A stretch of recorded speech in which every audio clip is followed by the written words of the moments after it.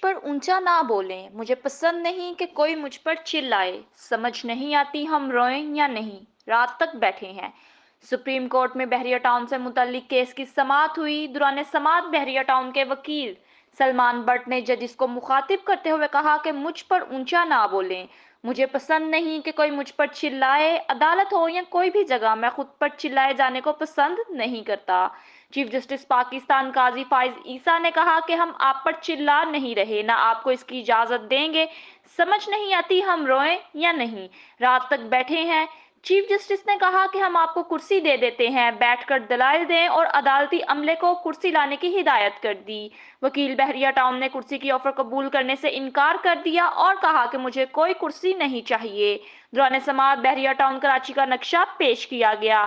Chief justice نے remarks دیے کہ درخواست 2019 میں دائر کی گئی دستاویزات 2022 کی لگا رہے ہیں۔ انہوں نے اظہار برہمی کرتے ہوئے کہا کہ قانون کے شعبے سے وابستہ ہوئے 41 سال ہو گئے ہیں، کچھ عزت دیں، آپ ایسے ہی جاری رکھیں گے تو نتائج کے لیے بھی تیار رہیں۔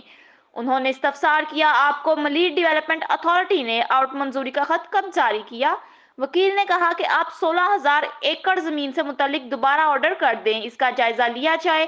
دوسری طرف وفاقی کابینہ کی کمیٹی نے چیئرمین پی ٹی آئی سمیت 41 افراد کے نام ای سی ایل میں ڈالنے کی سفارش کر دی۔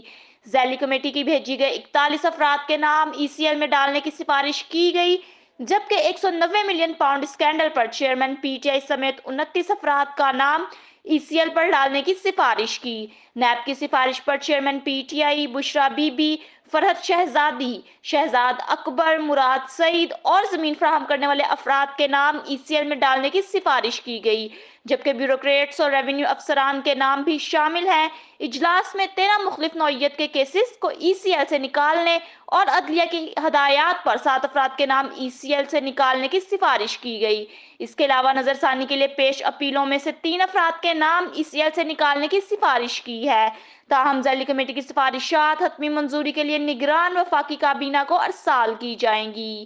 اگر آپ کو ہماری یہ ویڈیو پسند آئے تو چینل کو سبسکرائب ضرور کریں اور گھنٹی کے بٹن کو دبانا نہ بھولیں تاکہ آپ کو آنے والی ہر ویڈیو سے باخبر رکھا جا سکے۔